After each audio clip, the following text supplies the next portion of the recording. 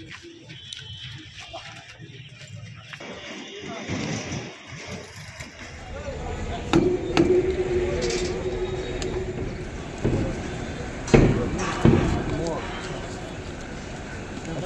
sir.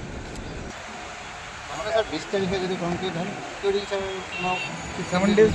আপোনালোকে সকলোৱে জানে যে যেতিয়া সৰ্ব সমষ্টিৰ বিধায়কৰ দায়িত্ব লৈছিলোঁ আৰু তেতিয়াই যিহেতু আমাৰ পূৰ্বতে ধাৰণা আছিল যে ৰেল বিভাগে এই ৰেল অভাৰব্ৰিজ কৰে, যাৰ কাৰণে আমি ৰেল সংগ্ৰাম সমিতি গঠন কৰি কেইবাটাও আলোচনা কৰিছিলোঁ, আন্দোলনো কৰিছিলোঁ।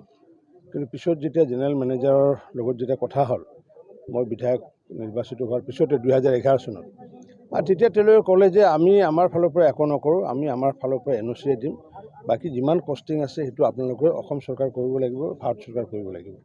তাৰ পৰৱৰ্তী সময়ত ডনাৰ মন্ত্ৰালয় আমাক যেতিয়া 2016 চনত প্ৰধানমন্ত্ৰী ইয়াতে আহিছিলে নৰেন্দ্ৰ মোদী ডাঙৰীয়া বৰপেটা ৰোডত, তেতিয়া তেওঁক আবেদন জনাইছিলোঁ। তেতিয়া তেওঁ কৈছিলে যে অকল এইখনেই নহয়, এনেকুৱাকৈ যিমান ৰেল ট্ৰেক আছে সমগ্ৰ ভাৰতবৰ্ষতে প্ৰায়ৰিটি ভিত্তিত নিৰ্মাণ কৰা হ'ব বুলি কৈছিলে। আৰু তাৰ পৰৱৰ্তী সময়ত সেই কথাষাৰৰ আধাৰত তেখেতে মাননীয় প্ৰধানমন্ত্ৰী ডাঙৰীয়া 36 কোটি টকা ডনাৰ মন্ত্ৰালয়ক দিছিলে। আৰু সেই 36 কোটি টকা দিয়াৰ পিছত যেতিয়া আমি DPR বনাওঁ, বিভিন্ন ডিজাইন বনাওঁ, আৰু যেতিয়া অৱশেষত টেণ্ডাৰ হোৱাৰ পিছত দেখা পোৱা গ'ল যে কণ্ট্ৰেক্টৰে কাম নকৰা হ'ল। কাৰণ কিয়, যিখন DPR বনাইছিলে সেইখন DPR ৰং DPR আছিলে, আৰু ৰেলৰ যিটো পৰ্চন আছিলে সেই পৰ্চনটো ৰেলে এপ্ৰুভ কৰা নাছিলে, কাৰণ তেওঁলোকৰ ডিজাইন মতে হোৱা নাছিলে। পৰৱৰ্তী সময়ত পুনৰ নতুনকৈ ডিজাইন কৰা হ'ল, আৰু এই 36 কোটিৰ পৰা গৈ পেলাই সেইটো প্ৰায় 42 কোটি টকা হ'ল। কৰাৰ পিছত অহা 29 তাৰিখে আমাৰ এটা সম্ভাৱনা এটা আছে, কাৰণ কিয় 29 তাৰিখে যিহেতু মাননীয় ৰাজনাথ সিং ডাঙৰীয়াৰ বৰপেটা ৰোডত এখন সভা আছে, বৰপেটা লোকসভা ভিত্তিক সভা, আৰু সেই সভাৰ প্ৰাক মুহূৰ্তত আমাৰ মাননীয় মুখ্যমন্ত্ৰী ডক্টৰ হিমন্ত বিশ্ব শৰ্মা ডাঙৰীয়াই এইখন উদ্বোধন কৰাৰ সম্ভাৱনা আছে।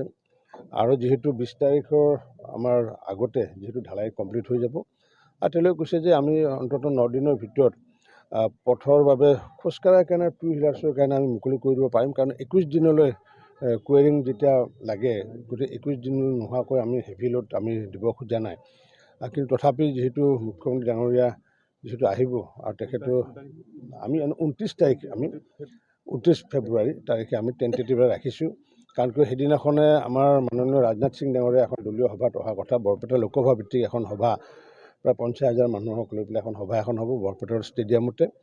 আৰু সেইদিনাখনৰ সেই মিটিঙৰ প্ৰাকখনত হয়তো তেখেতে উদ্বোধন কৰিব পাৰে, আৰু নতুবা 10 আগে, অৰ্থাৎ 29 তাৰিখৰ পৰা 10 মাৰ্চৰ আগে আগে এইখন ৰাজহুৱাভাৱে আমি মুকলি কৰিম।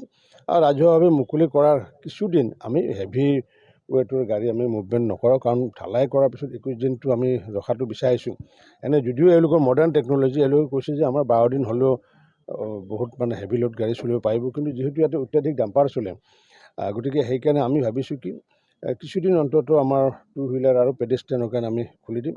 যি কি নহওক, এইখিনি যি আজি কাম সমাপ্ত হোৱাৰ পথত তাৰে বুজ ল'লোঁ, আৰু বুজ লৈ পেলাই কামৰ সন্তুষ্টি ৰাখিছোঁ। আমাৰ গোটেই এনে মানুহৰ টেণ্ডেঞ্চি এটা আছিলে কি যে উত্তৰ অঞ্চলৰ পৰা মানুহ মাটি বেচি পেলাই দক্ষিণ অঞ্চলত অহা, সেই টেণ্ডেঞ্চিটো এতিয়া দূৰ হ'ল।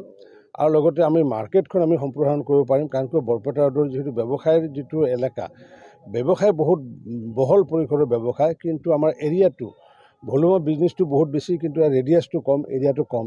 গতিকে আমি উত্তৰ পাৰত বহু আমি দোকান ব্যৱসায় সম্প্ৰসাৰিত কৰিব পাৰিম, কাৰণ দক্ষিণ ফালে যিহেতু হাইৱেত সম্প্ৰসাৰণ কৰাৰ অসুবিধা আছে।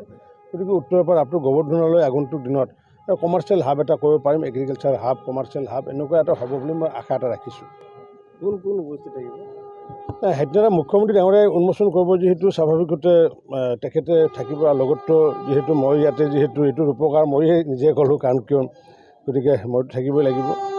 আৰু লগতে আমাৰ যিখিনি বিভাগৰ বিষয়াৰ লগতে থাকিব। আৰু ৰাজনাথ সিং ডাঙৰীয়াৰ যিটো কাৰ্যসূচী সেইটো দলীয় কাৰ্যসূচী, তেওঁ এইটোত নাথাকে, গতিকে এইটো মুখ্যমন্ত্ৰী উন্মোচন কৰিব। গতিকে 29 তাৰিখে হ'লে মুখ্যমন্ত্ৰী কৰিব।